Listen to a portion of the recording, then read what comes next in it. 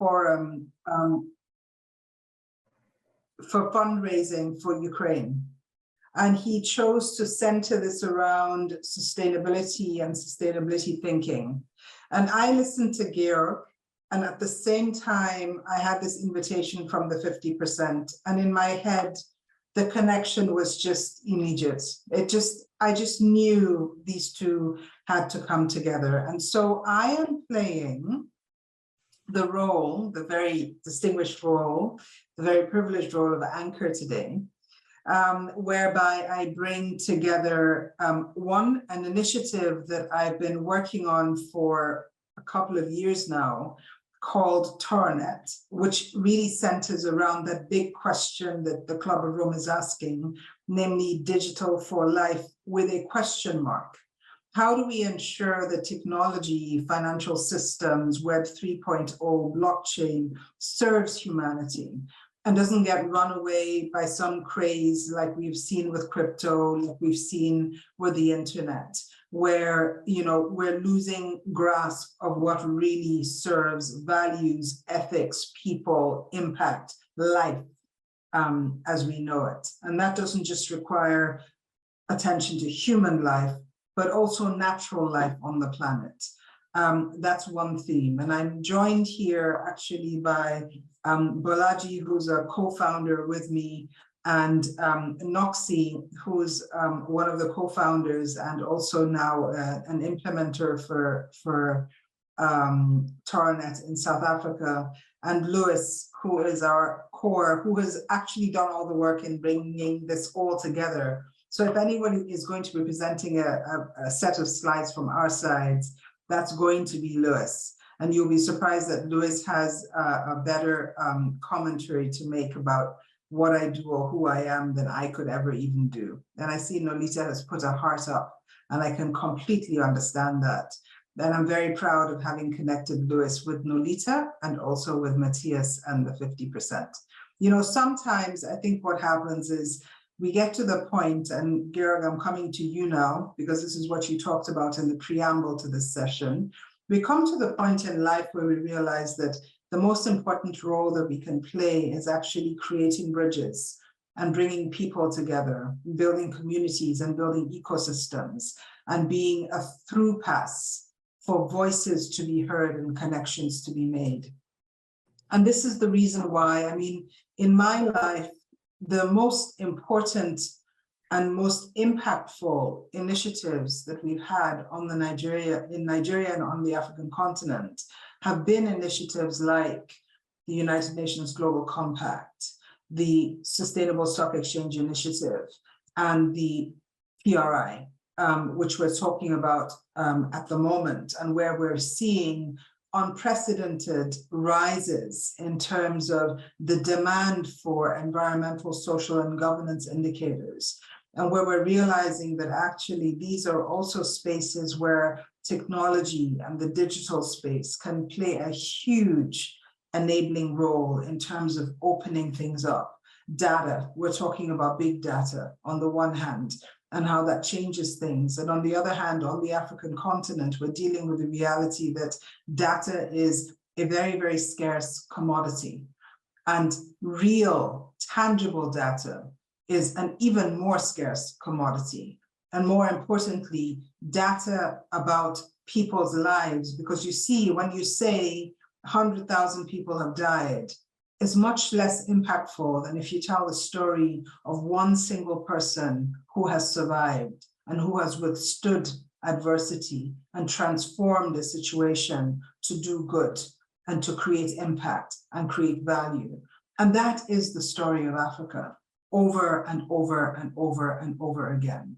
And I think that's part of what we want to talk about in this room. We want to try and make things real. We want to try and make things grounded. We want to try and make things meaningful, because this is not about a job. It's not about a vocation. It is not about, having to do anything. Everybody who's in this room right now has made time to be here. And it's a very small group of us, but it's a very meaningful group of us.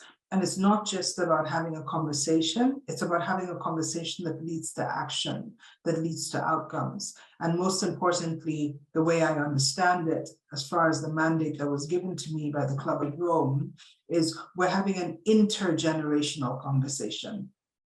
Now, before I call on Georg, I want to say something. While I was a Reinhard Mohn Fellow at Bertelsmann in 2002, this is how I came to become a member of the Club of Rome in the first place.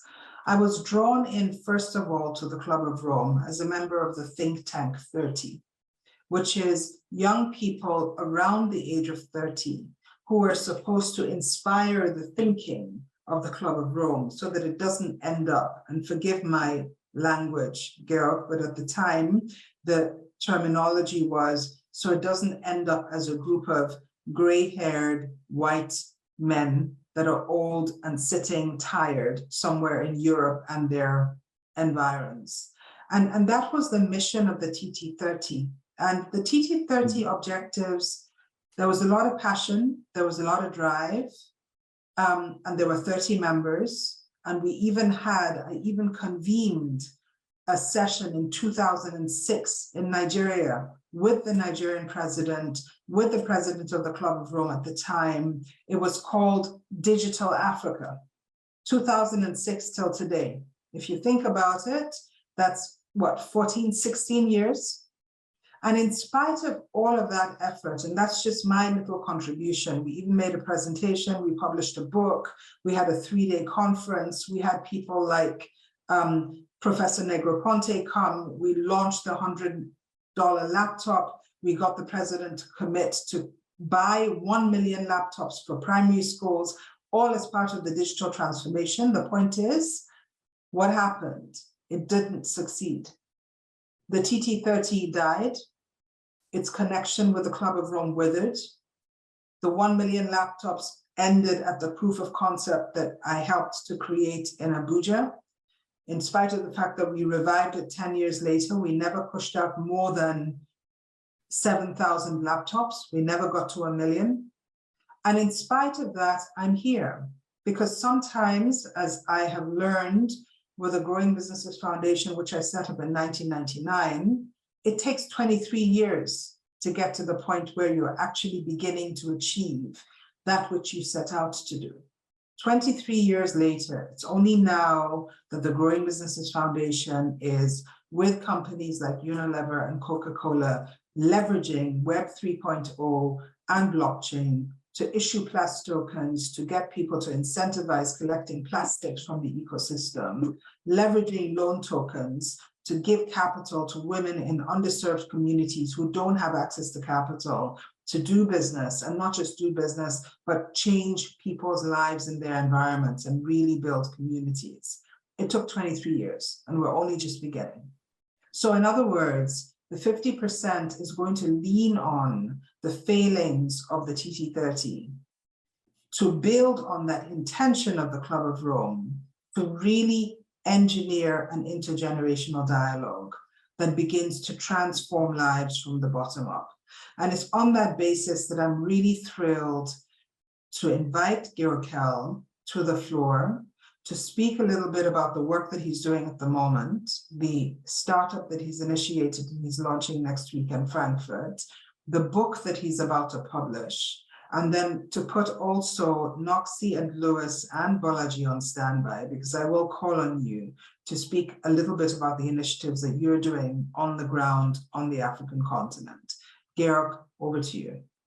Well, thank you very much. And I thought I start by being very frank and open about my own interpretation of where we are moving, where the opportunities are, because I would rather describe myself now as a privileged private philosopher. I'm the oldest person here in the room, I guess. So I first want to download, if you so want, some very personal belief systems, which hopefully are helpful for the next generation. Number one is really the quite trivial but very important recognition that we are indeed all connected, all people on this planet. It sounds trivial, but it's very important, because in life we have many choices to make.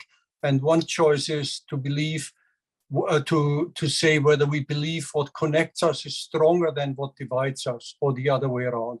Most of the battles out there are about we against them. We see enemy pictures being painted in the political domain. So my firm belief is we are indeed connected and we are indeed one. And this is a foundation of strength. Whatever you do, it will help you to connect, it will help you to build networks and to build bridges. So, but you have to cultivate this belief system, because there are many dark forces out there who try to tell the world otherwise. So many divisive, ugly voices. It's an old struggle of humanity. So belief in what connects us is stronger than divides us. The second kind of I dare to share with you under the headline old is that we have another important choice to make in life. And I always tell the story, you can either destroy what others have built, or you can try to build something yourself. It's easy to criticize and to destroy. Really, it's easy. It doesn't take much. Everybody can throw mud or stones, yeah, but it's far more challenging and far more rewarding to build something. So be a creator. Choose to build something. Choose to create something. Unleash your creativity and your positive spirits towards building something. So that is the second big point, and I think I'm talking to the right people here. All of you are on that track, but it's a fundamental issue that cuts across all domains.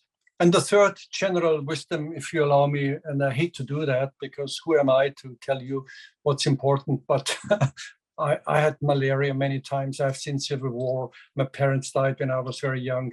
And I was a heroin addict, by the way, when I was 16. I can tell now with you, it's a long time ago. So I have seen death, I have seen suffering in that regards, in another way, but I have seen it. And the third point is really, it's about ethics, knowing what's right and wrong. It does matter. It really does matter. You have to know what's right and wrong. And one has to cultivate it all the time, because the boundaries are often blurring and we are challenged. So go back and ask yourself what's right and wrong. So these are my three basic fundamentals for networked creativity and for understanding. And then I would now go further. Much of my obsession as an engineer has always been the role of technology. And it sounds trivial, but economists have written hundreds of books. I mean, it is the foundation of human progress, for both for better and for worse. Because technology at its core is really an extension of the human mind. And we embody in technology all the possibilities for doing good, for creating improvements, for peaceful coexistence, and we can encode also all our destructive dark forces in it. So we have a choice to make there. And that's why I love how you framed some of the big issues ahead of us. It is a choice, a deliberate choice we have to make. But one has to be aware technology embodies the human potential for creation and destruction at the same time. And therefore, making the right choices is so fundamental. And then with it comes another observation, and that is also trivial, but very important and very hard to understand intellectually. The pace of change is accelerating, and it challenges our minds because we are primed to be linear in our discounting of the future. All the textbooks, all the processes are designed for linear optimizing, but the reality is actually exponential. And that means there's much more disruption and much more uncertainty than our linear mindsets are trained to deal with.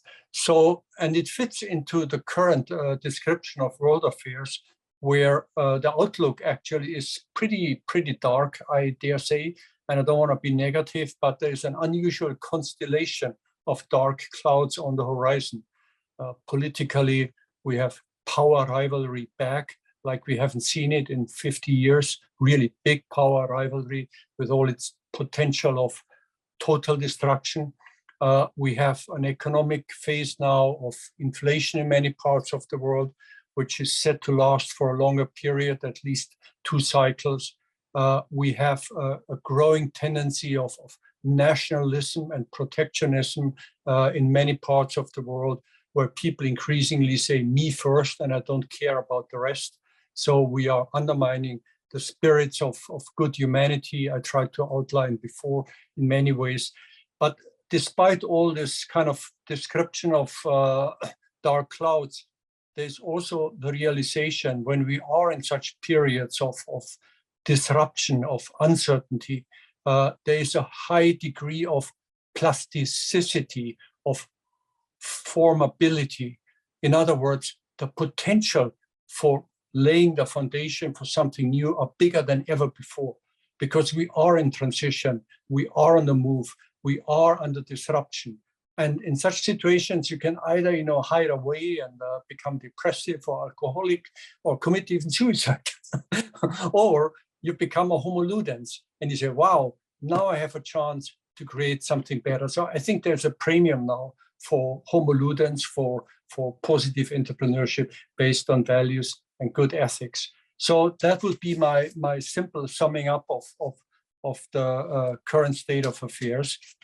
And I don't want to do a lot of self-advertisement for what I'm doing. Sorry, I can't do that. I'm still too much a UN guy. I think, so my appeal to you is whatever you do as a networker, as an entrepreneur, have courage. And there's another lesson, and that's a lifelong lesson. And Didi, you refer to it, and I think we share that experience totally.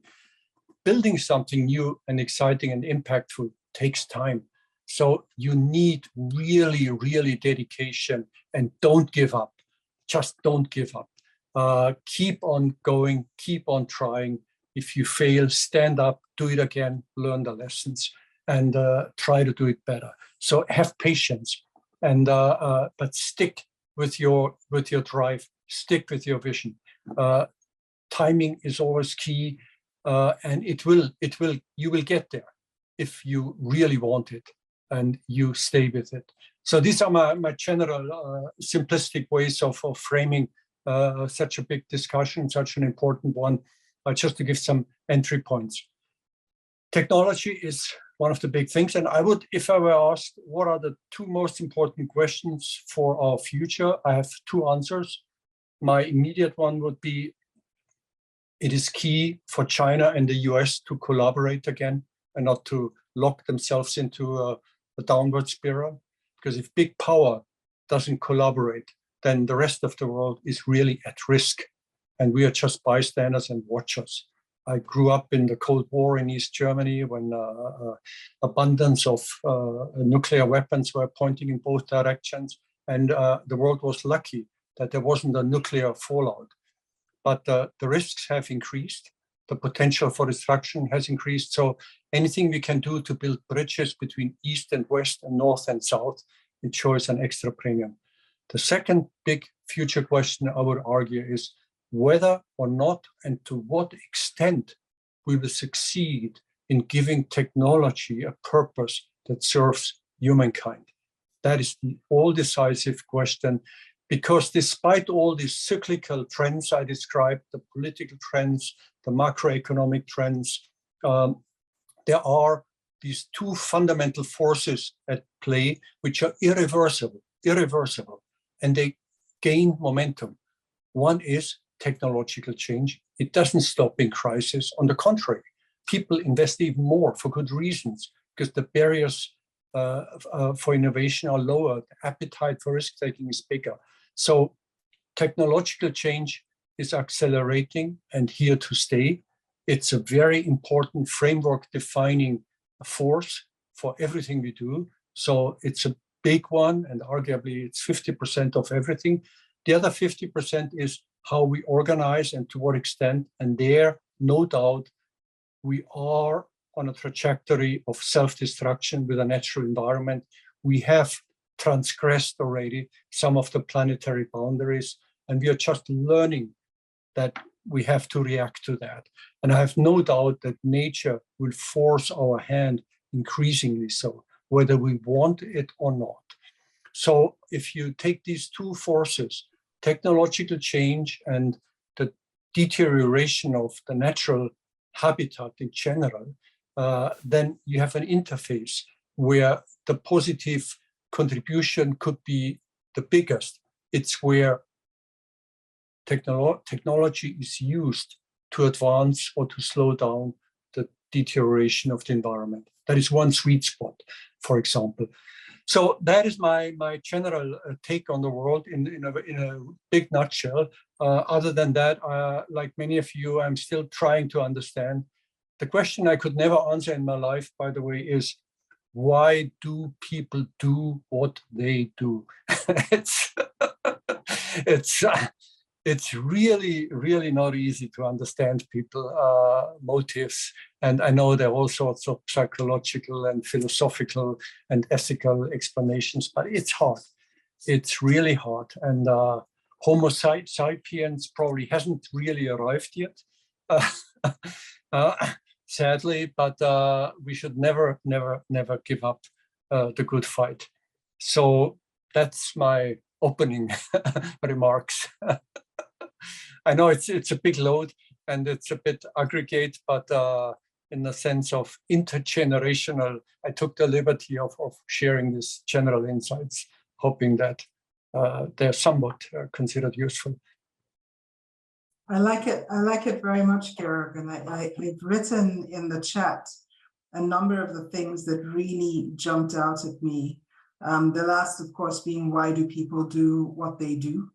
I like the way that you said, and I thought that was a nice tagline for the 50% that's coordinating this. The other 50% depends on how we organize, and nature will force our hand, because indeed it will. And the big question of today, the digital for life question mark, is whether we will succeed in giving technology a purpose that serves humanity. So you've chosen many phrases, and I can keep going on, citing you back to yourself. I'm just trying to say that your opening salvo was perfect.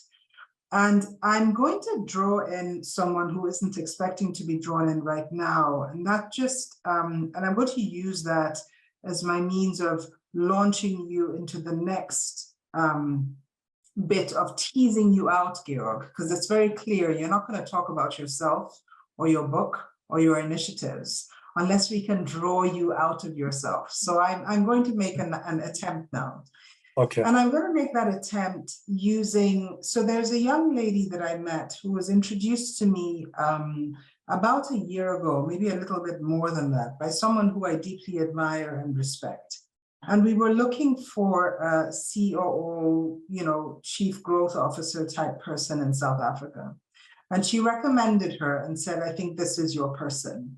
Now, in the last 6-7 months, I played a very quiet role in helping to reorganize that South African business, which is a very strong impact business. And this young lady has since become the CEO of that business, simply because she stepped up and proved herself worthy. Now, that wasn't surprising because that was obvious. What was surprising is that 2 weeks ago, I was in South Africa and I squeezed in a small, it was called a tea party, which was with women, South African women, accountants mainly. And I was talking about sustainability. I had come to have meetings with, I don't know, Joburg Stock Exchange and all kinds of important people. And this was the thing that I squeezed in. Just like Georg, you managed to squeeze this in, where you were asking yourself earlier today, why did I agree to do this? What is the reason why I'm here today? Because we know exactly how busy your schedule is. And so the fact that you accepted to do this, and the fact that Corinna consented to your doing this, means that we are in a life-changing, game-changing moment right now. I know that for a fact. I don't know what it is, but I know that to be the case. Now, what happened is I went to this moment and I invited this young lady to join me so that we could have some time to chat. after the forum. Now, there is a lady in the room who wrote to me based on whatever it was I said. And Georg, I spoke like you from the heart. I just spoke. I didn't have a presentation. I didn't know what I was saying. I just spoke. And what was most interesting about the feedback was the young lady wrote and said, Indidi, thank you for everything that you said. In summary, you changed my life. And here's the bit that really, really changed her life. She said, the fact that you walked out of the room with this particular young lady who has been a voice of encouragement, of support, of transformation for us for so many years and who went quiet, proves the fact that you walk your talk. Now, a few moments before this call, she wrote an apology. So I connected the two of them.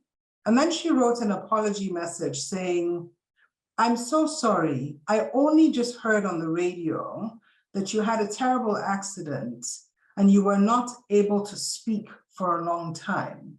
I hope I didn't speak too much about you, but thank you so much. So in other words, my ability to transform anybody's life was only because I was able to build a bridge between a young lady that was in the room who had been inspired by a young lady who had been speaking for a lot and then went quiet. In the same way, I believe that the connection that I will play today is bringing you, Georg, into this room. And I'm now going to put on the spot the young lady who was called out and who gave me street cred because I was told that I walk the talk because I walked out of the room with her, to ask Georg the next question. And maybe to speak a little bit, Noxie, before you do so, about how, so a few days after that, 2 days after that, we had a meeting with Dr. Rampello, who you have all met, because I think she gave the first talk at the 50%. And I took photos with her and with Noxie on a very famous wall, which is when you walk into her room. One side of the wall has a picture of her life partner, Steve Biko, in complete agony and pain, where he was being tortured, not within an inch of his life, but till the end of his life. And the other side of that wall has another painting, which speaks to the fact that life transcends life, and our message and our ethics and our values and our essence and our being very often is not manifest during our lifetime, but it is what we do in this lifetime that transcends our lifetime, which goes back to what Georg talked about in terms of values. And the big question that we have right now, which is, how do we actually ensure that technology gives a purpose to humanity beyond this moment, beyond this time? Noxie, I'm going to ask you to ask the next question. I'm outing you, but you deserve to be outed. To Georg.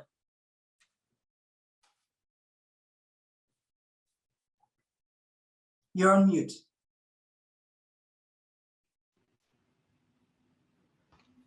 Thank you so much, Dr. Ndidi, for the opportunity. And thank you so much for the very profound words that you've shared, Mr. Cowles. What I would probably ask, and I ask every adult this, I always say we are dealing with hard problems and they are not getting less hard as we progress as humanity. And I always ask if you guys have trained the next generation of young people that are equipped to deal with the hardest problems that we are dealing with in today's society. And probably another question would be, I understand and I'm a fanatic when it comes to technology, but do you see a time when technology can be used to rather enhance, some of the beliefs and principles that people are already engineered towards, rather than changing, what people are already used to. I see a lot when technological solutions are being introduced. Normally it is to change how people work and function, but is there a space in technology where we can integrate what people are already doing and just give it life through the technology? Yeah, these are two, if I understood correctly. The first is how to ensure or how to make a transfer or a relationship with young people really work in practice. And when I look back, I always say I have so many children all over the world, because when I built the UN Global Compact, I built 70 country networks around the world. And by default, I always ended up with young people working for that idea, and mostly women, by the way. There was a point when I realized that 80% of my staff is female. Yeah? I didn't even notice while recruiting or hiring, because they were more open to the ideas of social responsibility, anti-corruption, non-violence, and so forth. So yes, I tried. By default, it happened. So I think change is always with the next generation. And I do believe when you get older, as I do, as everybody does, you can stay young in heart and mind, but you really have to work hard to stay younger, because the temptation of laziness and of are big. So the future is always with the next generation. It's a human law, and it's a good one. It's a good one. So, and that puts, of course, especially much then of responsibility always into the next generation. But you are the future, but only for a limited time, because you will then pass on your knowledge and your experiences. So cultivating this with the next generation is key in everything, I think. And I can say with a good conscience that I did it by default, without planning. It just so happened. Yeah. I probably have a few hundred people around the world, who help build networks, and they are now in their 50s, and I hope that they will pass on to the next generation. The second question on technology is very hard to answer. And as an engineer, I know of some of the developments going on in some areas, especially in production technology, which is more my and also in energy technology. But I can't really answer it. I think I'm currently, my own firm currently, we have an AI team. We have 30 PhD people who devised an AI platform. Yeah? And it's a phenomenal platform which can disrupt finance, because it basically does what financial analysts used to be paid for. Yeah? You actually don't need them anymore. So, but we haven't figured out the go-to-market strategy yet, yeah, because the established players don't want to be disrupted. Yeah, so they're quite happy cultivating their old fees-based model forward. So they don't want disruption. Yeah, so I think in economic terms, the Schumpeterian mindset, so to speak, the creative destruction, is very real, because the moment you have established interests, they will defend their turf as long as they can, naturally, to maximize their economic outlook. And to about Google, it said they have two methods to deal with competition. One is to buy out, the other one is to shoot out. Okay, and that's what all big tech companies do. They either buy out or they shoot out. Yeah, they don't like disruption on the fringes. It's in the nature of technology and human power aspiration. We didn't talk about power, and I could talk about power for 2 hours, but I will refrain from it. But there's, just to remind everybody around us, one of the basic drivers in what humans do, sadly, is the aspiration to have maximum power. People who have power want more power. Organizations who have exercise influence want to exercise more. It's by design, it's by by our evolutionary DNA. So this concept of power is a very real one, not only in politics, where nations go to war with each other over the sake of power, not because they're threatened, but because they want to exercise control.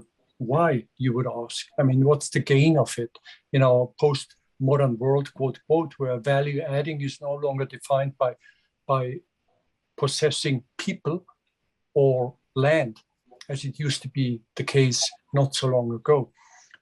We are in a knowledge-based era now, where value creation is defined by our ability to create and to sell products and services which are based largely on knowledge and technology resources still too.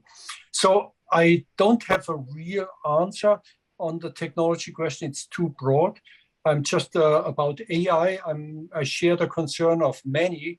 The risk of runaway AI is for real, by the way. It's much more real than we think it is. We see it already in autonomous weapons, which can kill by algorithm. We know that the algorithms which are codified now will have a huge lifespan into the future. They basically constitute already a new codification of values. So it's very important that they do reflect the concerns of humanity and not just the narrow interests of a commercial segment. These are some of the conflicts that are upcoming. I always like most when technology is clearly designed to solve specific problems. These are winners, say on water technology, say on decentralized power generation, and so forth.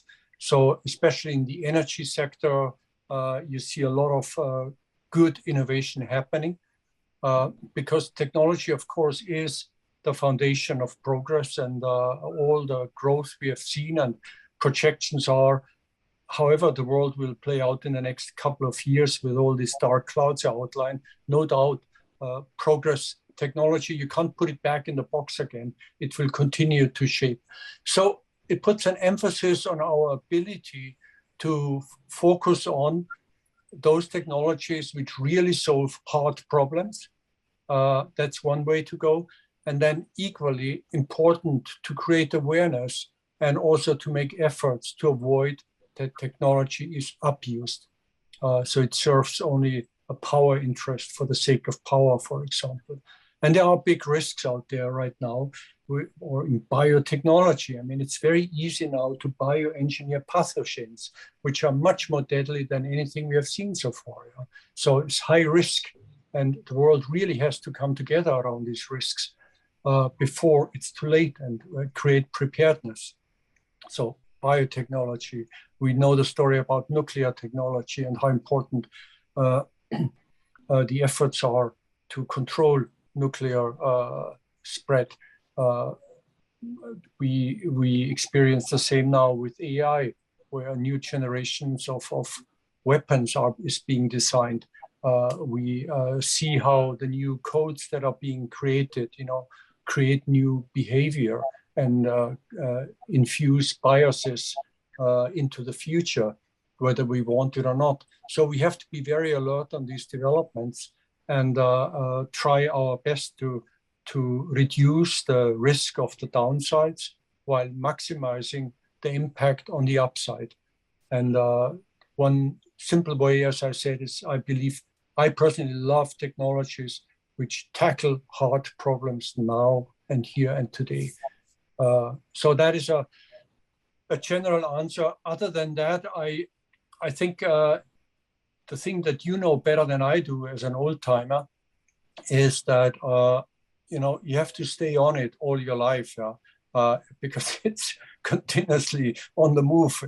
You never can say, now I'm an expert and henceforth I'm an expert. No, I'm no longer an expert. I used to study artificial intelligence at the Fraunhofer Institute in the early 80s. Can you imagine? In those days, AI was largely about expert systems.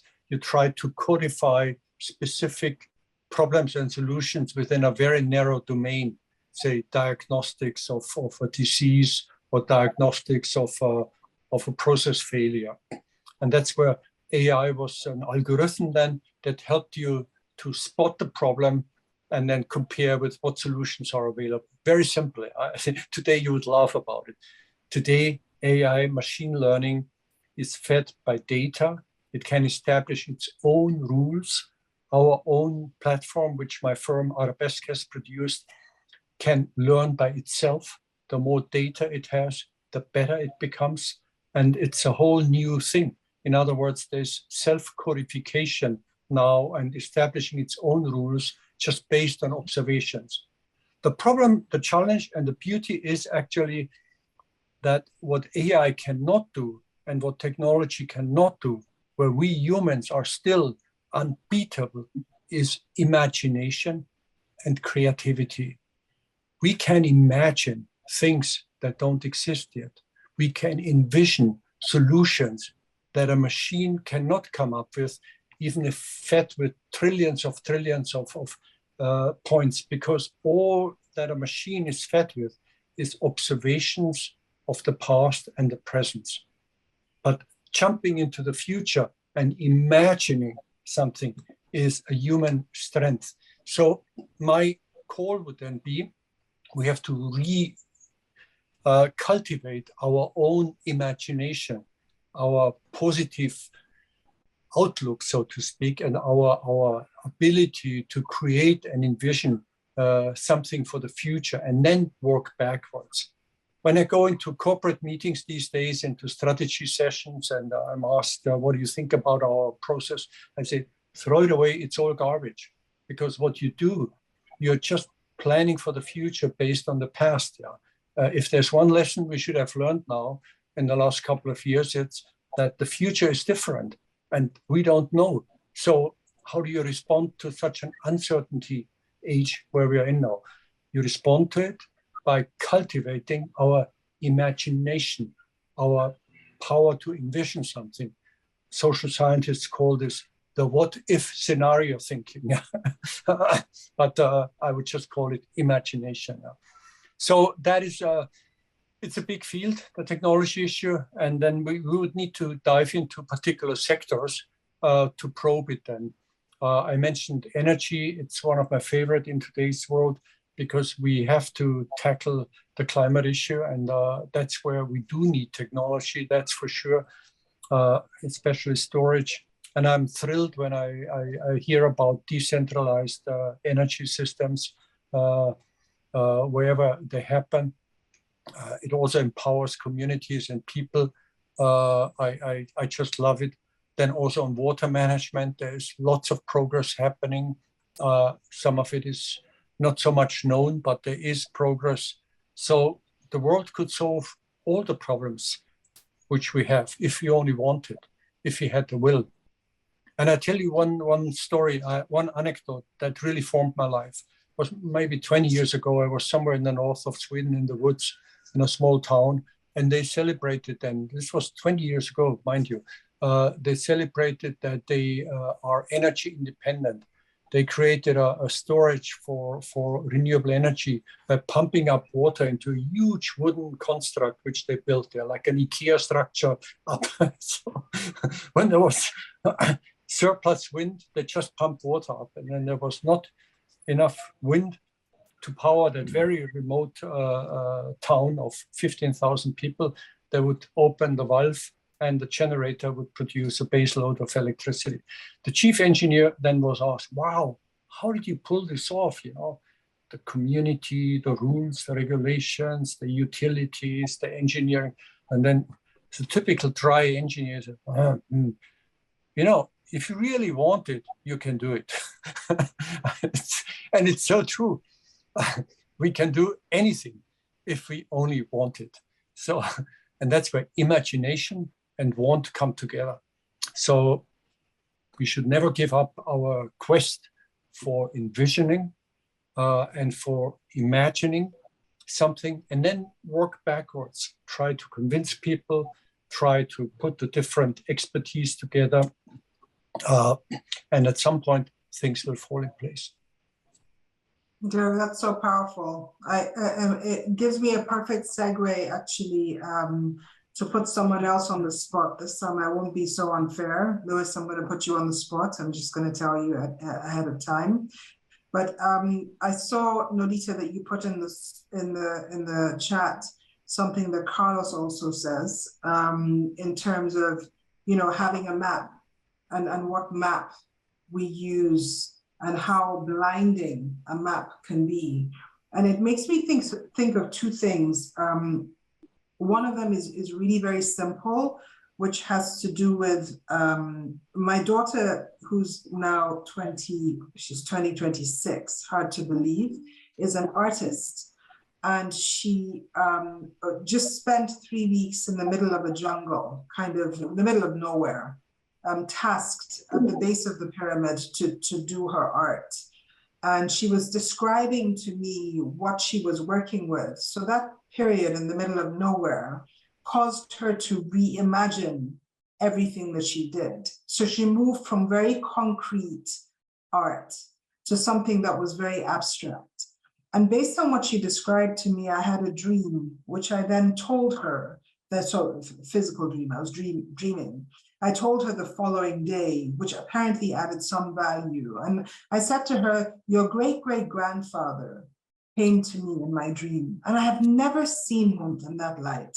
And this is a gentleman who was taken off the Nigerian coast as a slave, put on a slave ship. And because of the abolitionist movement, they caught that slave ship. And rather than, like with the fate of most of the slaves, him being thrown into the ocean like the others, he had the good fortune of being one of the first slave ships to be dropped off in Freetown on the coast of Africa.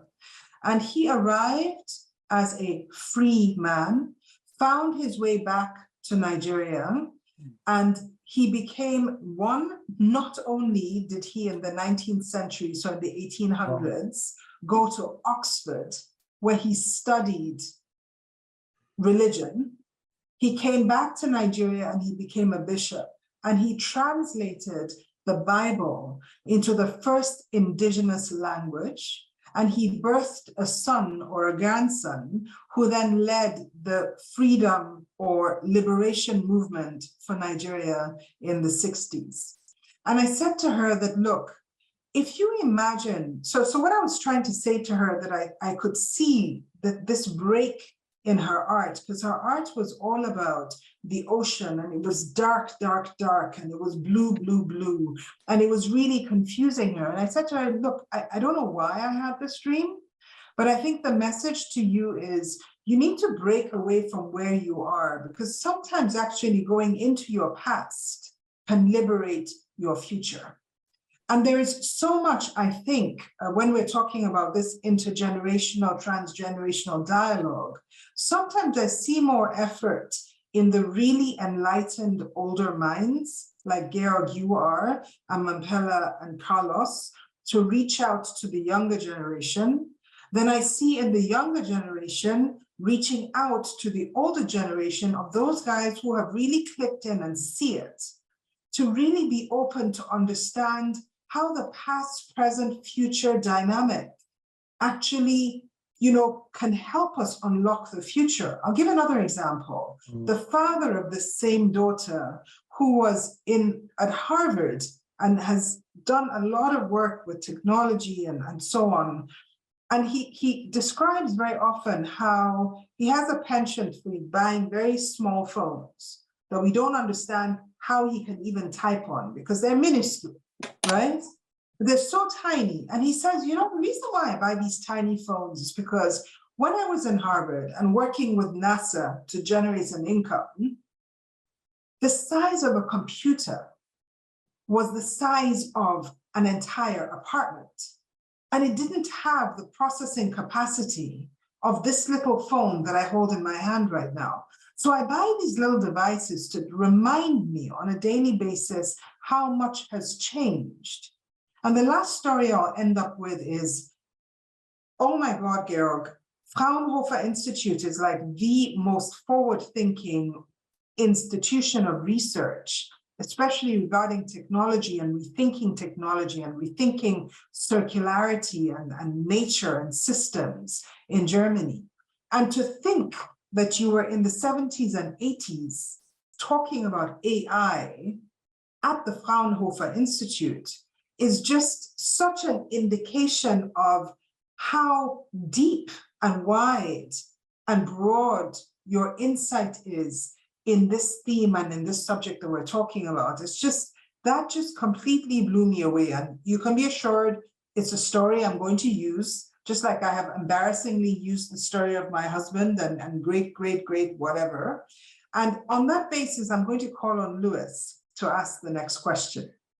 Maybe also you can start by talking about why the work we're doing with Toronet actually tries to bring past, present, and future into play. And then you have the liberty and the floor to ask a really tough, far-reaching, imaginative, insightful, and inspiring question to Georg. Thank you, Dr. Ndidi, for the pressure. I like to work with it. When I think of sort of our financial system, the economic system that we've created, and the way that it's coupled with power, as you've spoken, I kind of think of an analogy of what you were talking about earlier with the AI. So with AI, we have narrow AI, which is predefined to fix this goal. It's probably an economic goal or whatever the goal is of the business that the AI is fit to do. And it sort of develops the most efficient way to do that. In many ways, the economic system that we've created and the way that it's coupled with power has permeated into our sort of cognitive value systems, so that we see the very narrow goal of acquiring capital, of succeeding financially, as a sort of general AI, which is a very different sort of creative and much more holistic human touch that is much more the knowledge there than it is the narrow goal of capital accumulation and so forth. And so when I think of that, and I think of sort of this financial system that we've created and the way that some people have benefited and created these power structures, I want to go back again to what you've said about, working from within or working from without as a disruptor, right? So either you're creating or you're destroying. And there seems to be this really strong tension there where everyone needs to decide, you're either creating or you're destroying. And either if you're working within the system, how do you then, and let's say you disrupt the system, how do you then prevent yourself from becoming the system and reestablishing that sort of cycle? And so I'm going to go back to that because that's going to form the sort of question that I want to ask you at the end of this. But just so I can introduce Toronet in this whole sort of scheme of things, I'm here in Geneva and I also work at the UN, the Palais des Nations, and there's all these big politicians and countries speaking back at each other all the time. The Human Rights Council session just started.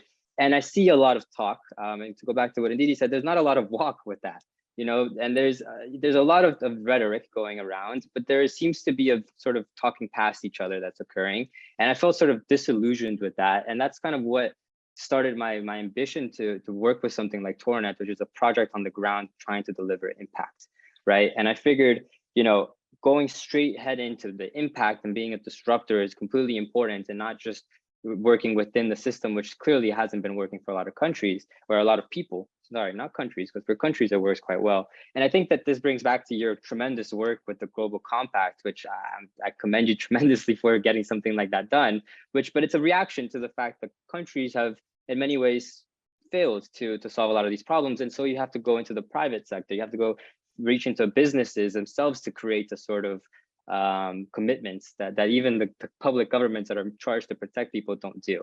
So that's kind of where I began with my sort of journey with Toronet, which is a sort of blockchain company which really tries to create an impact first. And we talk about sustainability and ESGs, and we really we walk the talk and creating use cases before we even market ourselves, before we try to create reach investors and so forth. We want to get things practical and impacting people first, right? But then as we've sort of developed relationships with Manfella and Carlos from the Club of Rome, and we're developing this board and association to really govern the whole process, I realized just how much, what the importance is as well of being part of the bigger system, of my philosophy background, and asking the right questions and challenging myself and the technology themselves. You can't just walk you also do need to talk about it. You need to figure out what it is and question at every stage of the game what it is that you're doing. So in this context, I kind of want to ask you, you know, whether it is about being in the system or out of the system and how it all works, what are maybe, let's say, 3 major philosophical questions that you ask yourself continuously, either throughout your life or your work, that challenge you? And you ask, you know, while you're sort of in, you know, in a zone of working in this business, what am I actually doing? Perhaps is the question. What is the purpose of what I'm doing? How is this helping? Who am I actually helping? Sort of these 3 major questions that I think we should all be asking ourselves in our lives, that try to bridge that into a generational gap as well, because really they should be about past, future, present. Everything we do, we only have now. But truthfully, everything we do is for one of the other, for doing something from the past or for the present. So, you know, I think that's my big question. It's I hope that's deep enough, and Wow. that works. And it might take a little bit of thinking, but if you just think of what is the sort of things that you should ask yourself continuously, as someone that is trying to develop a career in these kind of things, how do we keep challenging ourselves? You know, what are the big things that we should do to ourselves? Questions that we should ask ourselves. Wow, there's a lot of deep thought in your question, and different angles.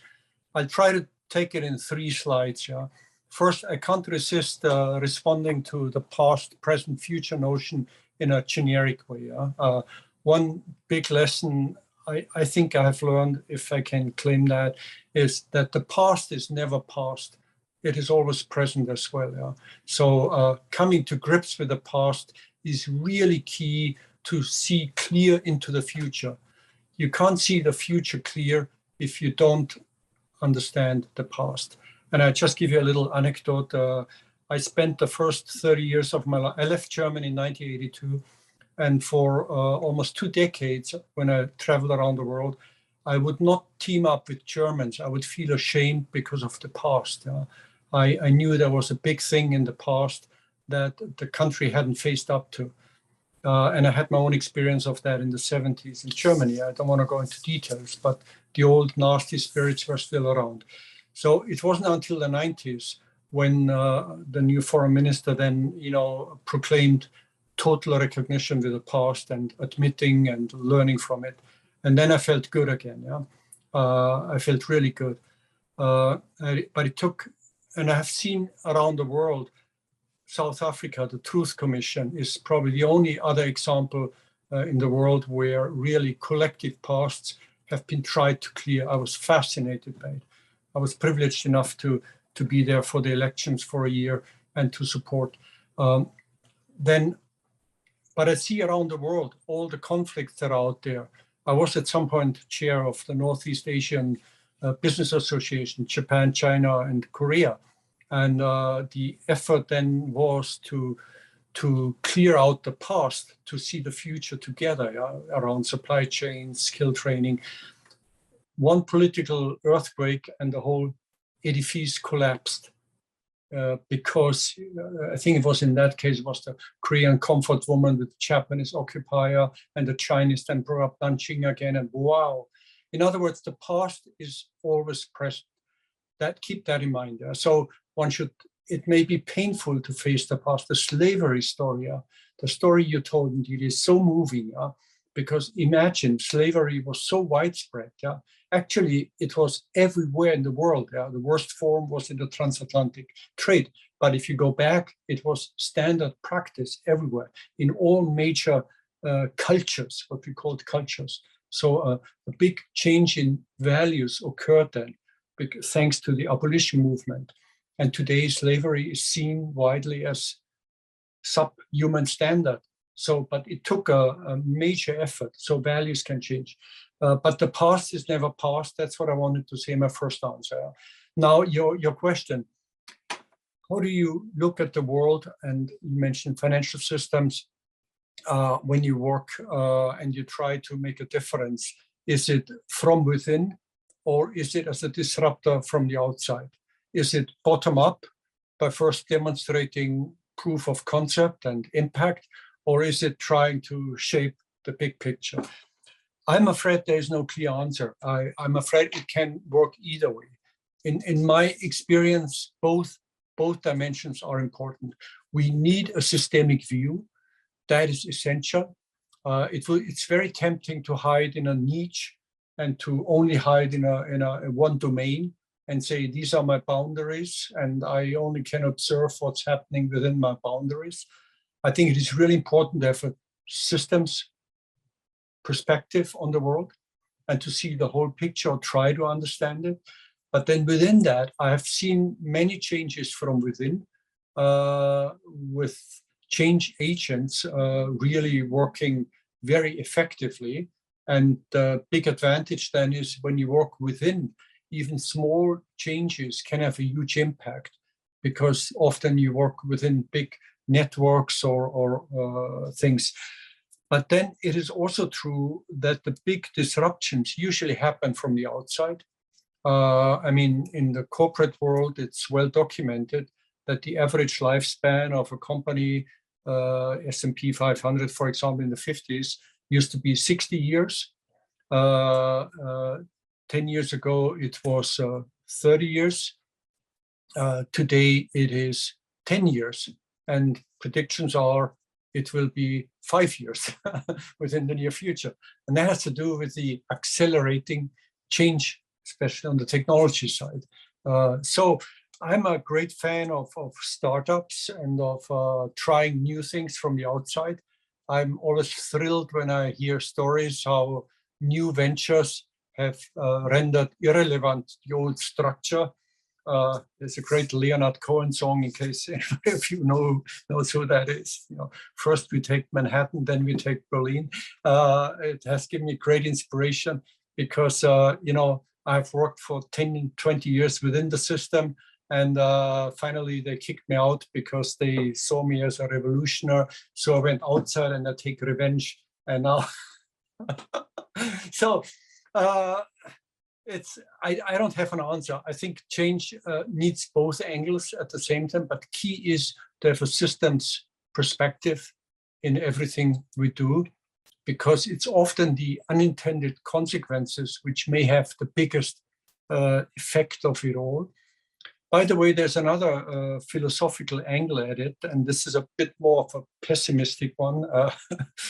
But Germany's premier philosopher or writer Goethe, in his Faust II, he concluded that when he reflected on industrialization, which was his observation, he arrived at the conclusion there's a dialectic, self-destructive force in us. Yeah? In other words, whenever we create something new, we realize the consequences, the negative consequences, only later. And then we are compelled to find solutions to the problems which we created in the first wave. So you can understand human progress in this dialectic.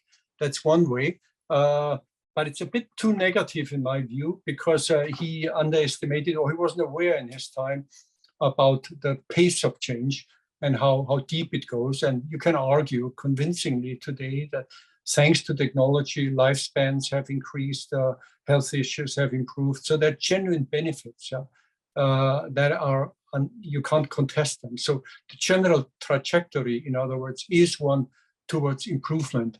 At least its potential is clearly there. The question is, how much can we activate it? My advice is, I have a love affair for small organizations. When I spent 30 years in the UN, I worked with 2 Secretary Generals directly. Kofi Annan was my greatest source of inspiration. Great son of Africa, the best Secretary General ever. He had common sense. He had also business understanding. He trusted people. He was modest, and he always asked the question at the end when a decision had to be made: is it good for the common cause or not? That was his. He said, is it good for the UN? But what he meant by for the cause of the UN. And so he always used this moral compass. And that to me was, but then his successor, the organization started to stagnate, quite frankly. I worked a lot with Ban Ki-moon too. But it didn't come up to organizational renewal. And I got frustrated with the bureaucracy. And I hate bureaucracies. I hate old structures. I hate them. I would like to smash them and crash them. And that's why I love the disruptive forces from the outside. And I think it's a good cause to disrupt the old structures that don't serve the purpose anymore. So all encouragement to your impact concept. The question of scale brings you then in context with the system, and the system will force you back. They don't like to be disrupted. I give you one concrete example. Currently, the AI platform, we have a partner in there, a big established financial player. And our assumption was that big established player has an interest in growing this new platform big, but we realized too late that they only bought into it to keep it small because they don't want to disrupt their own business. So be aware that the strategies employed by the existing structures are very sophisticated. I also know of big players out there, and I don't want to give names now, but who join initiatives just in order to subvert them. Yeah? What I call buyout or shootout also happens in other domains, in voluntary initiatives, for example. Contemporary issues, the so-called greenwashing, in many domains. And think back, who is playing a game there and why. And this was one of my big recognitions, that the tactics employed by the established structures are quite sophisticated. So don't underestimate that. But it's a good fight. And it's a good fight to stand up, and it's a good fight to create. Sorry, I don't have more specific. I don't have a definite answer within or outside. Currently, my emphasis is more on the outside. It depends very much on the countries too. There are still some countries where social cohesion still is at work, but look at the divisiveness within the countries. Sweden now has a radical right-wing party in its main government. Imagine that. To me, I used to say the Swedish example. Just it shows you how quick things can change. In Italy, we have a right-wing government in the coming. We have some dictators. I don't want to name them now by name, but you can argue that almost half of the heads of states or governments who gather here in New York are actually criminals. They should be behind bars. They're probably murderers. But we don't say it anymore.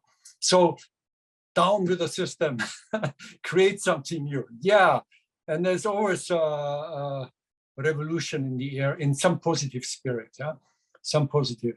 When I was young, it was, I still can sing all the anti-Vietnam songs, by the way. I was a hippie when I was young, but that's another time. I think that's where the next generation always comes in. Challenge the established structures, demonstrate something new, and there will be a dialectic playing out because the system will resist that. And they employ very sophisticated methods, sometimes deadly measures. Be careful where you are and what you do, sadly enough. Yeah. But don't give up the good fight. It's the good fight, and it's how the world goes around. Okay. Yeah, that's just so awesome. So I've shortlisted my top 3 values, going back to the beginning, and I'm challenging everyone in the room to put theirs down. It doesn't have to be values. Maybe it can be top 3 questions. And I also posted, because I know the Leonard Cohen song, and I reckon that you connect to that very personally. So I posted the first sentence. They sentenced me to 20 years of boredom for trying to change the system from within. I'm coming now. I'm coming to reward them. First we take Manhattan, and then we take Berlin. And so I find it fascinating that what you're saying is, look, it's not just from the inside out, but we can crash it from the outside in, which is partly what technology is and where technology is. And the challenge is, how do we make sure, just bringing us back to that question mark, digital for life, that technology serves humanity, and humanity, not just humanity, but humanity and its ecosystem, humanity and nature, humanity and this planet Earth, this beautiful planet Earth that we live in, and not the dark side, which I'm actually so grateful, Georg, that you have called out several times, because I think sometimes we don't call it out enough. There is a dark side, and it's very, very real, and it's very, very present. And very often the dark side is so much more cohesive and aligned because they have a common purpose.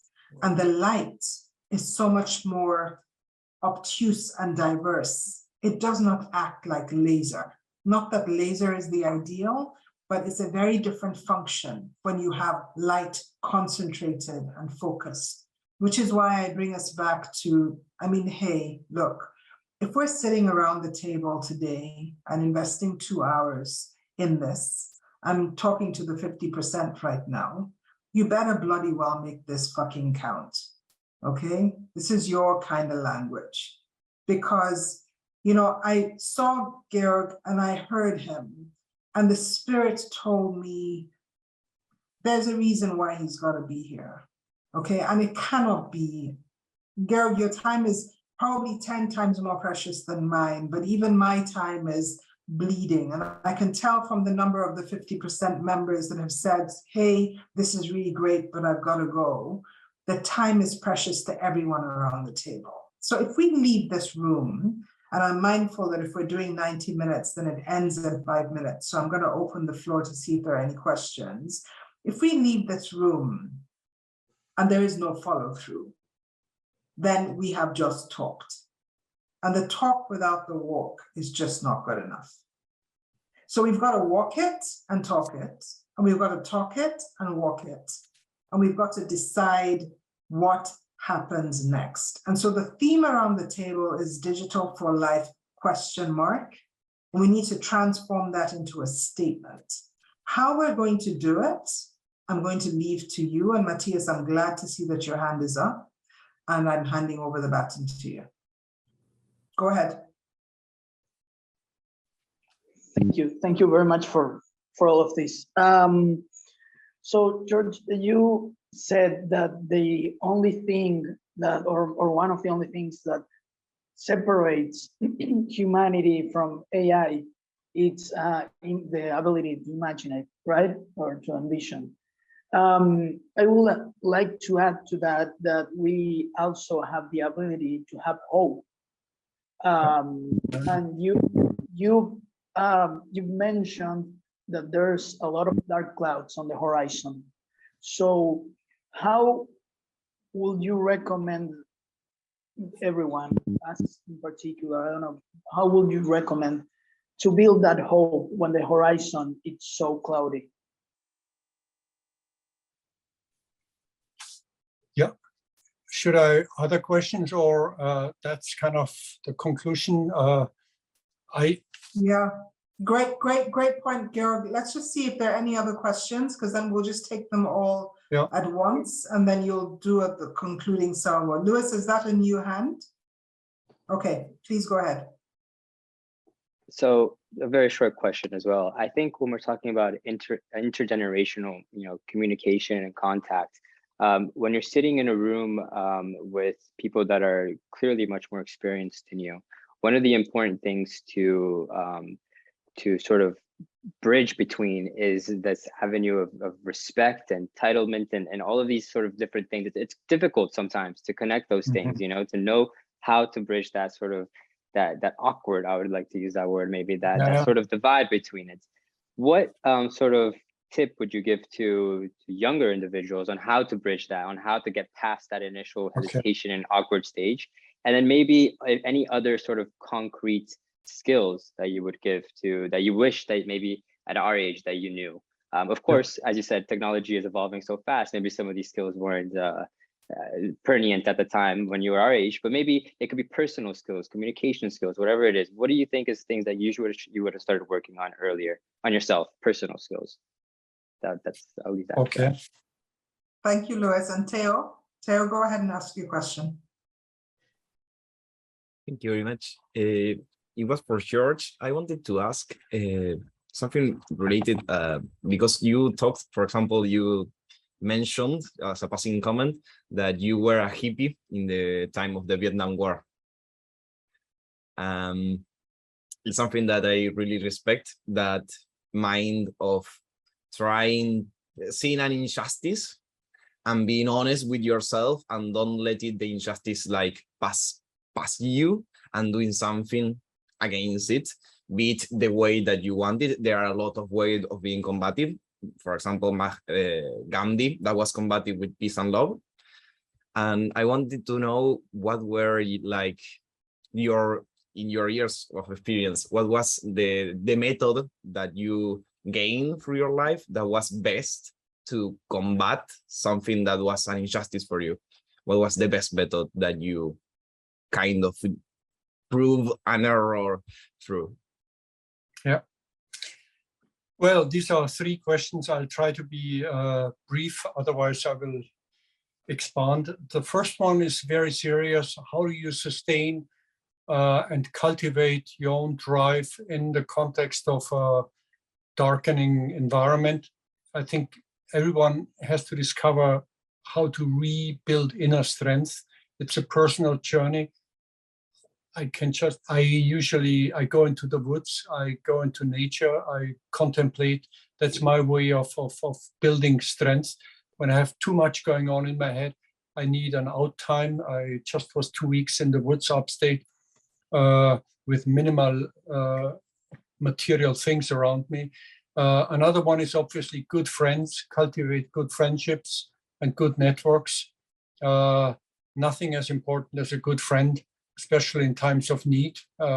So this old Buddhist principle, or it's in all religions, send out only what you want to come back, the reciprocity, cultivate the golden rule of reciprocity throughout your life. I think that's the most important thing. When you send out hate, hate will come back. When you support somebody, even if you don't have to, you'll be amazed how much the help you will get without even asking for it. So try to cultivate also a spiritual life. And I always told young people, be selective what you put in your brain, because what you put in your brain comes out of your mouth. So read good stuff. Don't fall into the temptation of too cheap whatever. Try to. And I'm just reading a book right now which inspires me for once again. So keep on feeding your brain. These are kind of my general rules. I think it's a personal issue. So networks, friends, personal nourishment, and also some basic philosophies, outlook of life. Then the intergenerational, how do you bridge the gap when you're in rooms?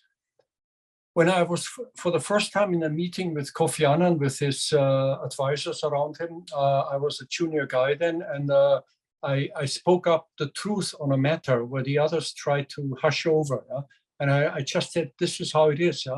And I don't know what went into me. And then he called me in and said, who are you? And what made you say things? And then he entrusted me, and enjoyed his trust for the rest. So speaking truth to power is a way to cut through, really. Have the courage to be truthful. Another big asset that young people have that older people don't have often, because they compromise too much in their lives, is insist on purpose and principles. Ask the question, what is it all about? What is the bigger purpose behind it? Why the heck are we doing that? And it's the right of the younger generation to ask these questions. So, and when you ask these questions in a non-confrontational manner, but in a positive one, it causes pause and reflection, and it can open to good dialogue then.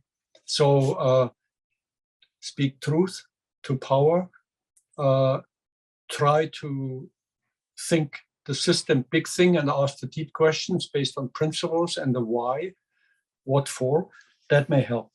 Then the last question on the hippie thing, it's a very personal journey, and I think everybody has his own historical context. The father of my first girlfriend was an old Nazi. When he would drink a glass of wine, he would sing some Nazi songs, and he would claim that this Holocaust never happened. Then, wow, this was kind of my professor in law, was an old Nazi who supported Pinochet in those days. So I had all this real life around me, which just made me boom. And then in the hippie movement, I found like-minded friends, okay, and a few other things too. But it gives you, and the counterweight grew, but it took 10, 20 years for this intergenerational battle to win over. And I actually gave up on it already. I left Germany And I observed Germany and Europe from afar for many years. When the wall came down, I was in Zambia. And I didn't believe it. When I read the headlines in a Zambian local paper, I thought it was a joke, a local joke. In those days, there was no internet and all. So sometimes it takes a long time before things, but it happened at the end of the day. So you never know. Just stay truthful. Stay truthful. Don't compromise. Don't get corrupted. It's very easy to get corrupted, and it can be very convenient. But you just become lazy, by the way, and usually sick in your mind, often sick in your body as well. So stay truthful and cultivate your own life in a positive way. And this is a separate chapter. I can't talk too much about it now, but this coming to grips with the past is a very serious story. I think it's very important. And Africa has this big story with slavery. Germany had this big story with Hitler and Nazism. Every culture has a big story. The country where I live in here now has these unresolved problems of racism, and it has this unresolved problem with indigenous communities. So every nation has its historical thing, and stay faithful, stay true, and look for your like-minded friends, and nurture your own spirit. That's the best I can say.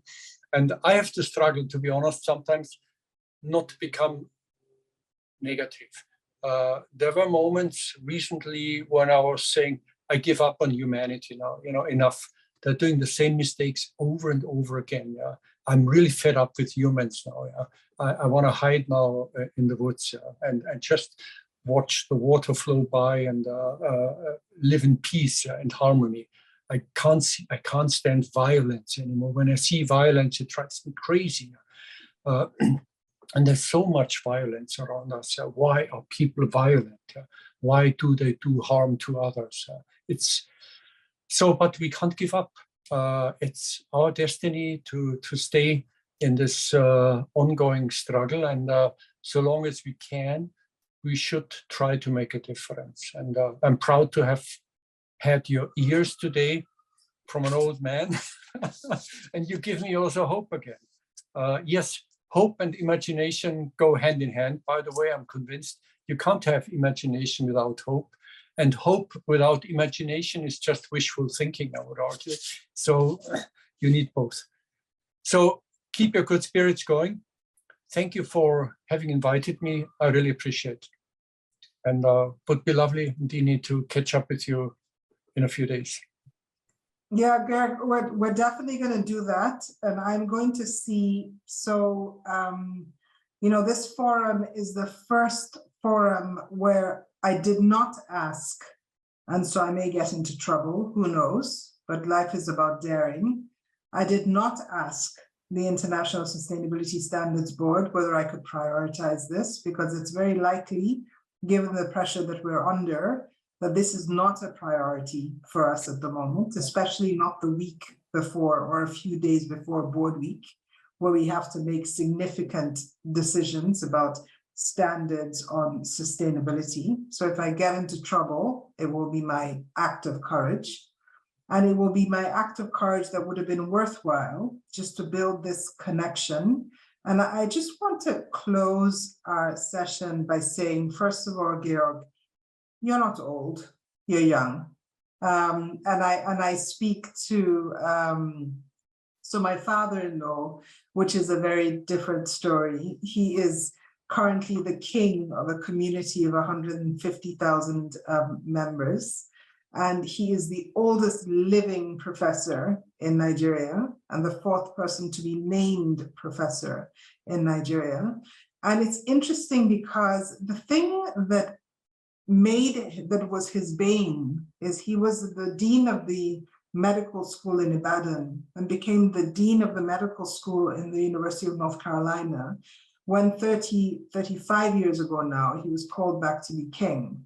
And what was a real challenge was that here was this guy who had spent several decades in the US, kind of very, very intellectual professor, thinker, coming into a very traditional community. And it was like war, because he was combining the old and the new.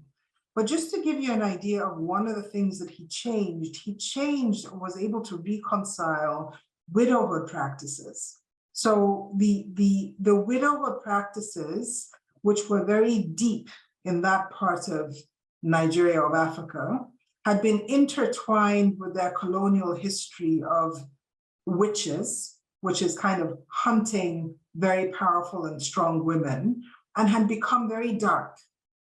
And so what he did was he was able to, because of his past heritage and his education globally and his future vision at the age of 90, was able to help to codify laws that will transcend time. But it required 90 years of wisdom to do that. And Georg, you're not yet 90, so you don't qualify to call yourself old. That was the first point I wanted to make. The second point I wanted to make, just in terms of closing, is that very often the greatest opportunities in life are those that pose to us the greatest challenges. And I'll use the example of my youngest daughter, who's now 23. And when she decided to venture out and be the first person to kind of go into a completely different continent and study, and she wasn't a very sporty person, but she discovered hurdles. And what she loved about hurdles, which was a real task for her because she's asthmatic and she has challenges breathing, is she realized that with every hurdle, once she understood that it was not a blockage in her path, but an opportunity to take flight, the hurdles had a completely different meaning.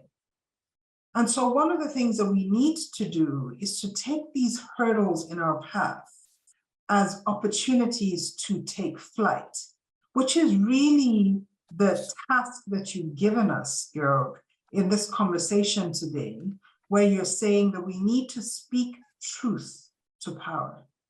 And we need to lead with an abundance of the heart. We need to stay true and come to grips and embrace the past in order to reimagine, which is a Mampala term, reimagine the future. What I thought was most powerful as well, because I started my day today with a fellowship. So, you know, I haven't been to church for a very long time, but I have a bunch of women who I meet with every Saturday morning, and one of us picks up a theme, and the role model that we use in that setting is Jesus Christ. And one of the things that he does, but it's a very, very, I mean, I don't know, sometimes I think that those sessions are rather blasphemous because they're certainly not religious. They're definitely much more spiritual.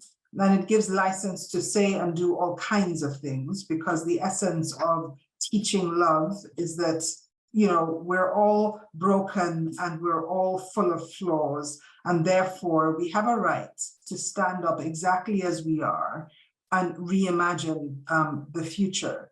And one of the things that we learned, and I think that was what I took as the most powerful statement from you, is, Georg, what you said was, sometimes you just retreat.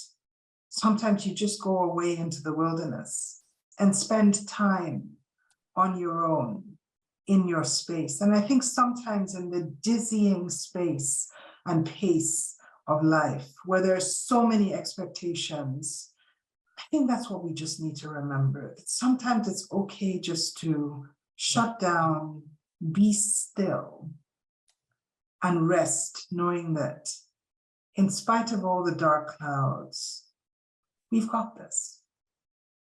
And especially when we're all together, we've got this. And so that's the note on which I would love to end our session today. We've got this. I am so grateful, Georg, that you took time. Please give our love, love, love, love, love to Corinna, please. Thank you, Nolita, Matthias, and Louis for organizing all of this. Thank you, Theo, for all the love hearts that you keep sending. They're actually the ones that bring tears to my eyes. I mean, I have become so emotive in my old age, which we've decided that we're not.